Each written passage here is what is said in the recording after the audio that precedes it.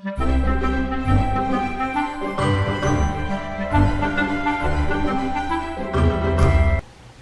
everybody, it's Becky, late bloomer abroad.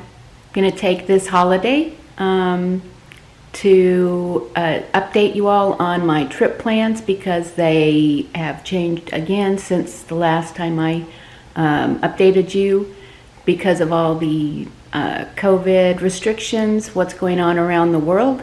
So I'm just gonna let you know where it stands as of today.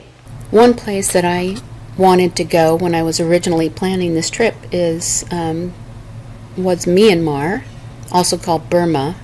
In February of 2021, the military instigated a coup and took over Myanmar and imprisoned the rightfully elected leaders. So, not going to Myanmar. I also was considering going to the Ukraine, to Lviv in the Ukraine, which is near the Polish border, because I plan to go to Krakow, Poland, and Lviv is supposed to be a really neat city. Well, of course, as everyone knows now, Vladimir Putin has decided maybe he'll invade them. Yet again. I mean, I don't know how often this is going to happen. I know when I was working at Stanford 7+ years ago, this is where we were, the same situation then too. So anyway, it's close enough, even if he doesn't invade them. I think this is a little too close time-wise.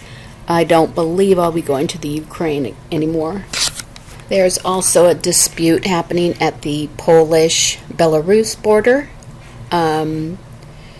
surrounding Middle East and Afghan refugees that were in Belarus. The Belarus government has been sanctioned by the European Union and the United States ever since last year. They had diverted a passenger jet that had a dissident on it, and the EU and the United States immediately cracked down on that. The whole election in Belarus has been disputed. It's sort of like, well, back in the Soviet days.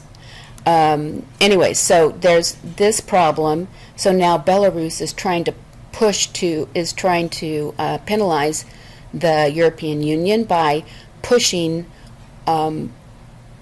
expelling all of those refugees and pushing them towards Poland. Well, Poland won't let them in because Poland is part of the European Union, and the EU has denied them entry. So these poor people, are sort of stuck in a no man's land between the two countries. Now, I don't know if this will keep me from going to Poland because this is the very northern border of Poland, and I'm going to be in the southern section of Poland. And I'm hoping that by the time I get there, this will be solved, and I'll be able to go to Poland. So this is good news to me. Malaysia announced 10 days ago that they will reopen their country to international visitors by January 1st. And one reason that's good news for me is I really wanted to go to Kuala Lumpur. In addition, the reason that Malaysia opening up is such good news for me is because I really want to go back to Singapore. But the one problem is that while Singapore announced that as of November 29th, they'd be open to receive visitors from, it's a short list of countries, say 8 or 10, I believe. United States is one of them, which is fantastic. Malaysia is another one. But the problem is they're not accepting people from Thailand. And I'm flying directly from the U.S. to Thailand. So even though I'm American, I wouldn't be able to arrive in Singapore on a flight from Thailand. So I was hoping that Malaysia would open up in time for me to go from Thailand to Malaysia, spend a few days, and then fly on from Malaysia to Singapore. And so I'm really happy. I think that's going to come true, that can happen. I'm not buying any tickets yet, but I'm pretty sure I'm going to be able to do that, and I'm really excited. I'm keeping my eye on the list of European countries that are open for Americans to visit, vaccinated Americans. I did have my my booster shot, luckily, so I think that I'll be able to enter any country. Anyway, but this is changing weekly. There are some countries doing really well, and now they're not. But by the time I'm going to Europe, which is probably April, I mean, it could be totally different. It could change 2 or 3 times between now and then. So I'm not going to get my knickers into a twist about it right now. I'm just kind of keeping track. In anticipation of my trip, I opened a Charles Schwab checking account.